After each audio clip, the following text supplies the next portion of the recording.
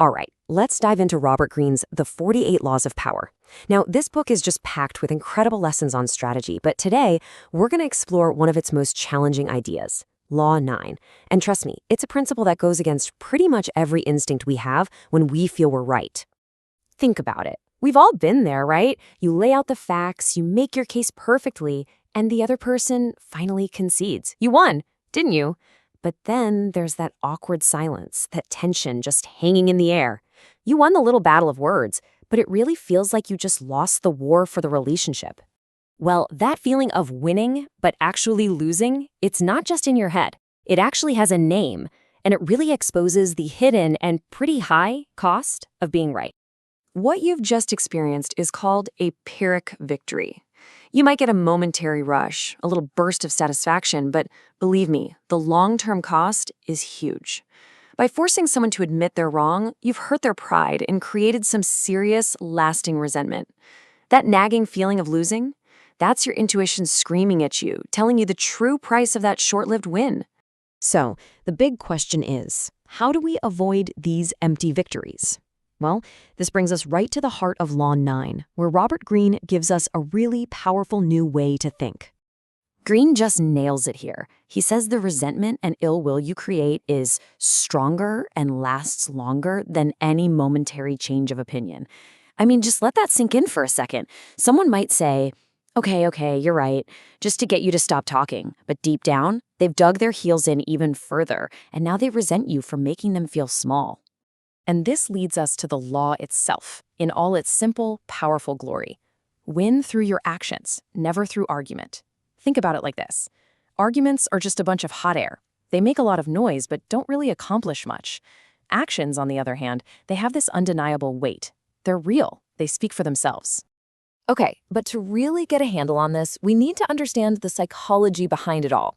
So let's break down the hidden dangers of arguing and why, honestly, it's such a terrible strategy for persuasion. This chart really lays it all out, doesn't it? An argument at its core is offensive. You're basically saying, you're wrong, and I'm right. What does that do? It immediately puts people on the defensive. Their ego kicks in, and they stop listening to your brilliant logic and just start looking for ways to protect their own position. So any win you get is always going to be temporary. But action? Action is undeniable. You can argue with words all day long, but you can't argue with a result you can see with your own two eyes. It just bypasses all that pride and ego and creates real agreement and, lasting influence. So if arguing is the problem, what's the solution?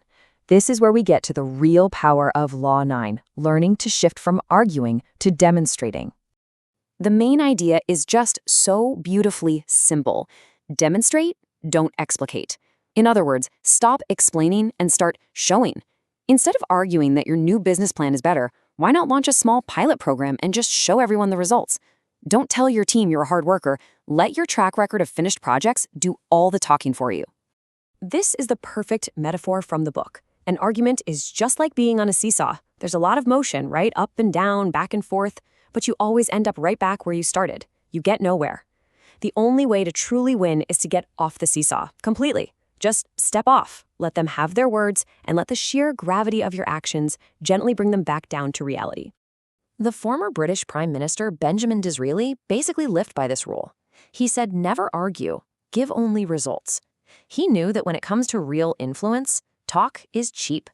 Don't bring your debates to the table, bring your demonstrated successes. That's how you get off the seesaw. Okay, so this all makes perfect sense in theory. But how do we actually start using this powerful law in our day-to-day lives? It really boils down to a simple 3-step process. First, you've got to recognize it. Feel that little urge inside you to jump in, to correct someone, to prove you're right. That's your cue. Second, pause, just for a second. Before you open your mouth, ask yourself, what's my real goal here? Is it just to win this one tiny moment, or is it to achieve a much bigger goal? And finally, step 3 is to demonstrate. Shift your entire focus from words to actions. Ask yourself, how could I show my point, even in a really small way? And that right there is the real challenge I want to leave you with. Think about a recurring disagreement you have, maybe at work, maybe at home.